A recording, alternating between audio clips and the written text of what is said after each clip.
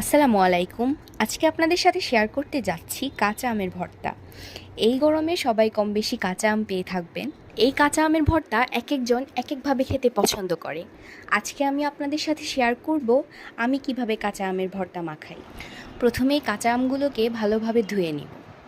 আমগুলো ধোয়া হয়ে গেলে আমি এরপর একটি কাটার মেশিন দিয়ে আমগুলোর চামড়া ছিলে নিব।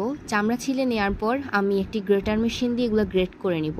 অনেকেই আছেন যারা গ্রেটার মেশিন দিয়ে গ্রেট করে না কেটে স্লাইস করে কাটেন, অথবা কেউ আছে গোল গোল করে কাটে, কেউ আছে কুচি কুচি করে কেটে আম ভর্তা খেতে পছন্দ করেন। অনেকেই আছেন যারা টক আম খেতে পারেন না, অনেকে আছে যাদের দাঁতে লাগে, অনেক বেশি টক লাগে। সেই ক্ষেত্রে আমি প্রেফার করি হচ্ছে আপনারা এই গ্রেট করে দিলে আমটা অনেক বেশি ভালো হয়। কাঁচা আমের ভর্তায় অনেকে কাঁচা মরিচ ইউজ করেন, অনেকে আবার শুকনা মরিচ ইউজ করেন, কিন্তু আমার কাছে শুকনা মরিচ দিয়ে খেতে বেশি ভালো লাগে। এই জন্য আমি 2টা শুকনা মরিচ ফালি করে নিচ্ছি এবং ভালোভাবে হাত দিয়ে ডলে নিচ্ছি।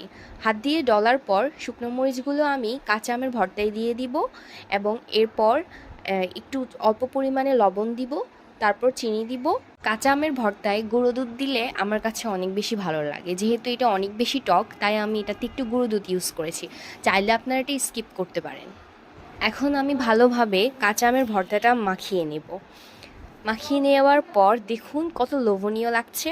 এই গরমে আপনারাও খেতে পারেন কাঁচা আমের ভর্তা। আশা করি আপনাদের কাছে এই আম ভর্তাটি অনেক ভালো লেগেছে এবং আপনারাও বাসায় ট্রাই করে দেখতে পারেন। এভাবে গ্রেট করে আম ভর্তা করলে আপনাদের কাছে কেমন লাগে অবশ্যই কমেন্ট বক্সে জানাবেন।